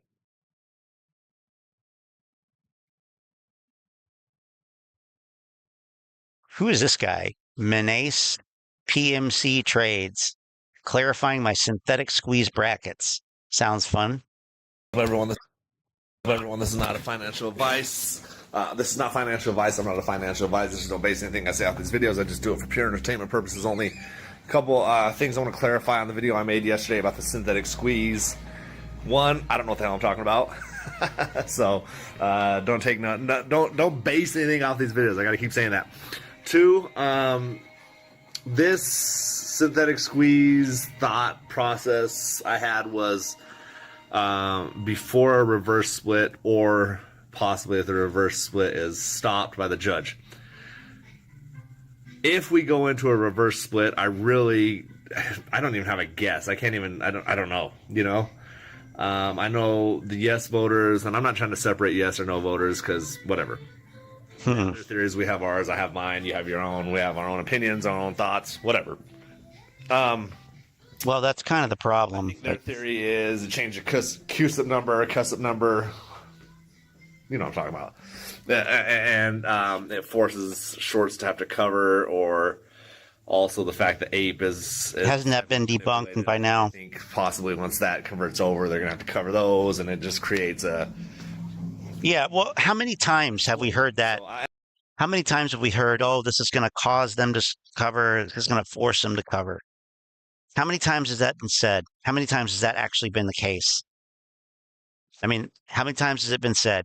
I can't even tell you how many. How many times has it been the case? Absolutely, exactly zero.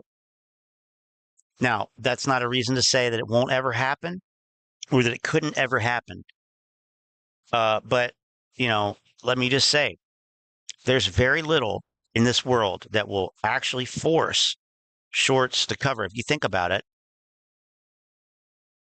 as stubborn as the apes are, I'm never selling.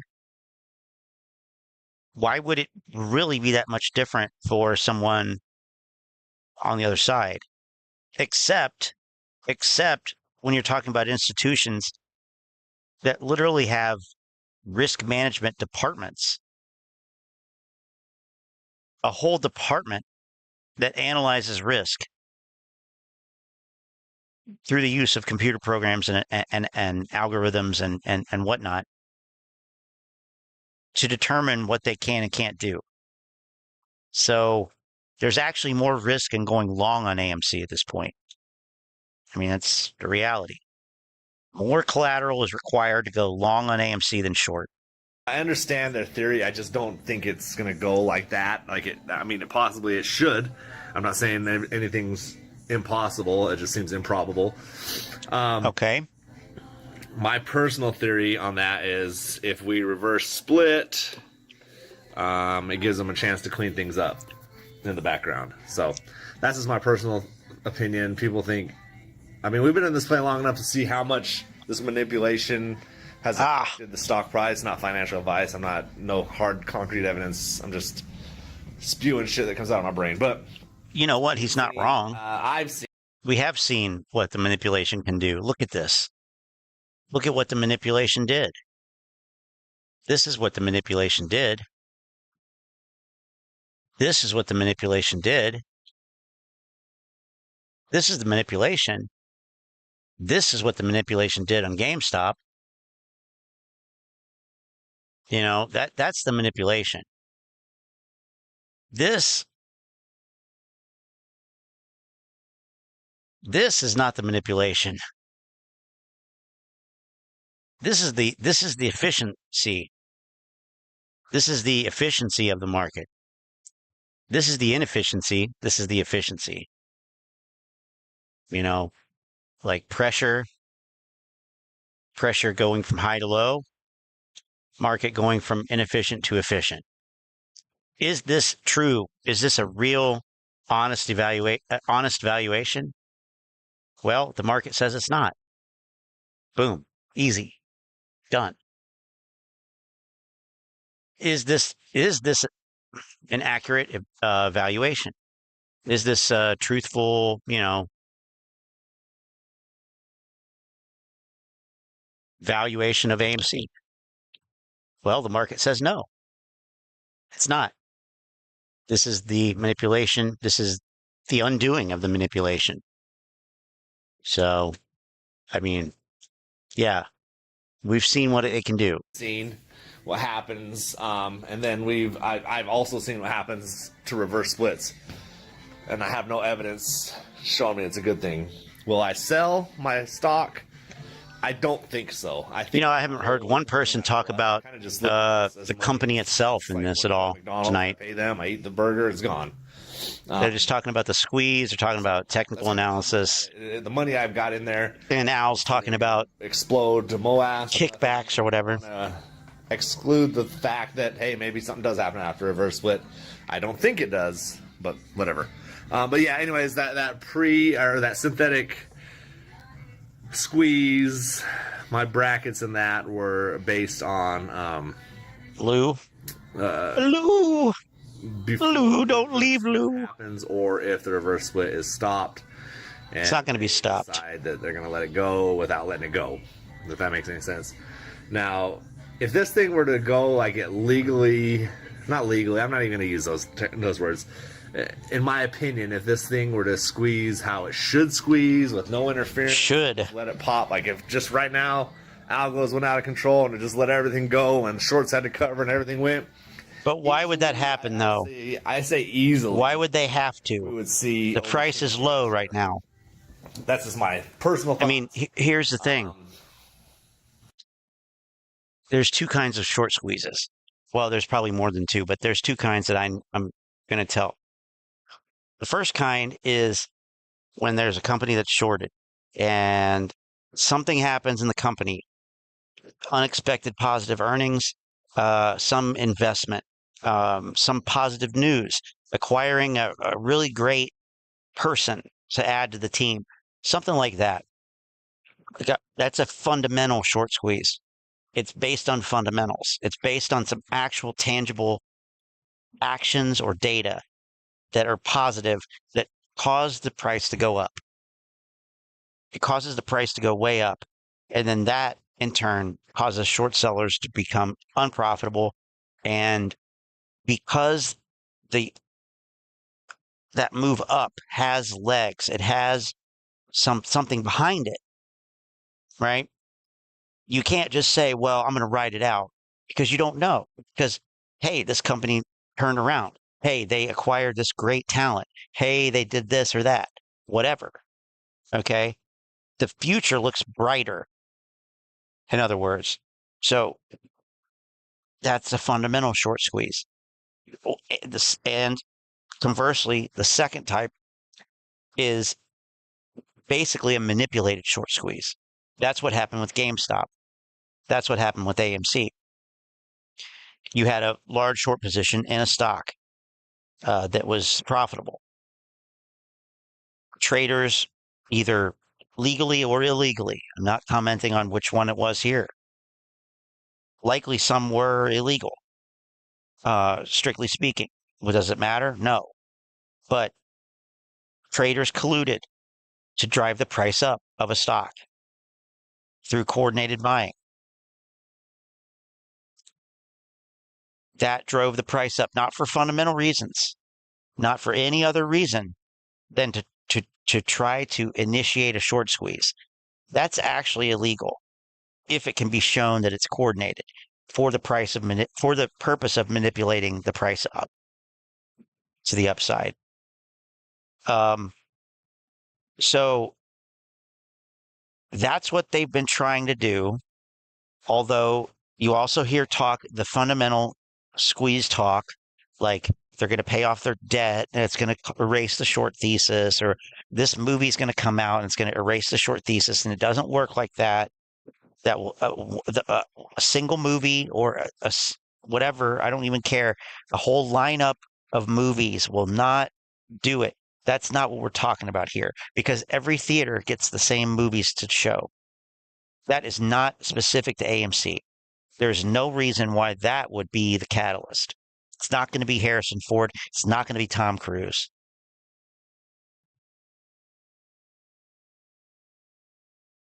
So getting back to this guy, he said if they let it go, if they let it go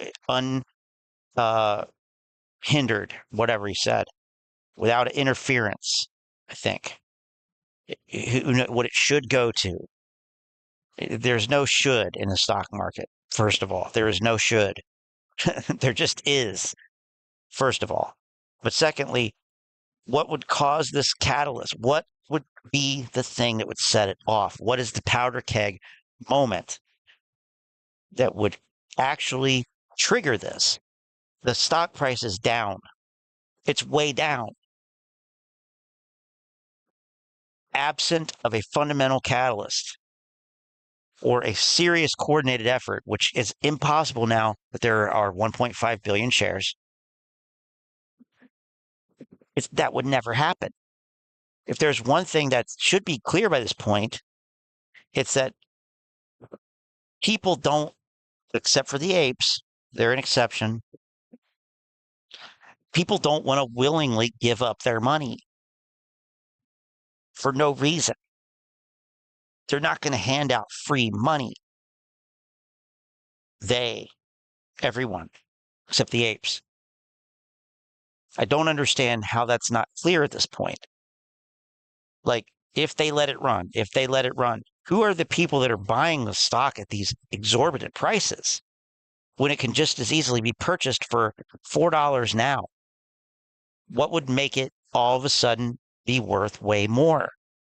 I don't see it, especially when you have a float that has effectively 10x'd in a 2-year period. 10x'd what it took to do June 2nd, June 3rd, 2021. It would take 10 times that now, or at least 3 times that now, because you had about 500 million shares now. Now you have 1.5 billion. Can you get 1.5 billion shares of volume consistently with options and shares and structured properly to give a gamma squeeze and putting, continued pressure on from multiple angles? Clearly not. So, what are we talking about here? We're talking about a pipe dream. Will that happen? I don't think so. I don't think they'll allow it to happen. I've had a couple of people asking who they are, and I don't know who they are. Do you know who they are? I mean, I don't actually mind this guy. It doesn't seem like he is fanatic. It seems like he's just somebody who's involved, who's been here, and it's like, well, anything could happen. And that's always true. Anything could happen. And who are they anyway? Well, I don't know. I like that. Nobody really acknowledges they. I mean, I think Urban Ape left, but I've been talking about they for the better part of 2 years. Who are they? When anybody starts talking using they, I mean, we're getting into Alex Jones. Alex Jones says they a lot. Have you noticed that? People like him, people like Jeff Rentz, people like, conspiracy bozos. They don't want this. They don't want that. It's a clue. It's a cue. I would say it's a non-verbal cue, but it's a verbal cue. Because if you in AMC this long and you don't know who they are you they? Or are they you? Anyways, this is all entertainment shit, man. None of this is concrete. None of this is factual evidence. This is me talking shit on YouTube. So don't base anything off of this. Hey, you know what? That's fine. Based off of anything I say. I don't know what I'm talking about. So have a good day. Be blessed. Let's get rich soon. Peace. Reverse split is an attempted cleanup operation. It'll be Tesla times 20.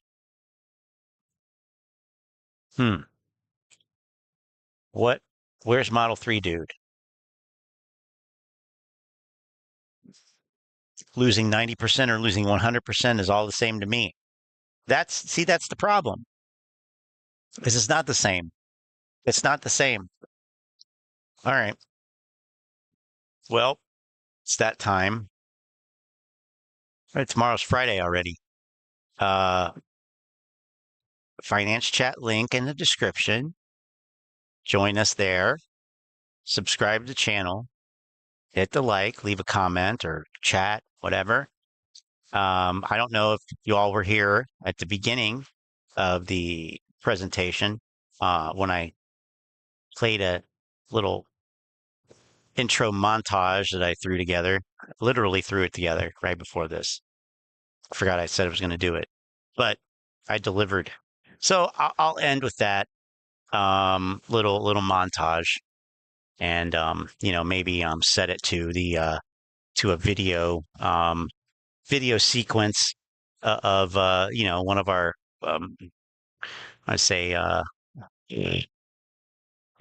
founding or not founding, but winner's circle level influences or figures supporting the channel. So without further ado, join finance chat, and you know, here we go. You can't kill Michael Moass! It's impossible! This is what happens when you work to change things. You're being a little bitch! What do you fucking want from me? Get off my dick! You know, if you don't understand the situation, it's better sometimes not to speak and just be proven a complete imbecile in the matter. Okay, so... Man, fuck you. I think you a bitch. You understand what I'm saying? Another blunt, man. This is good time. Is that what you're saying? Is that what you're saying? Or are you saying it? What are you saying?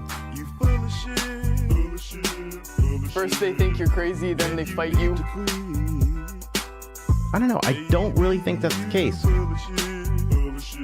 And then all of a sudden you change the world.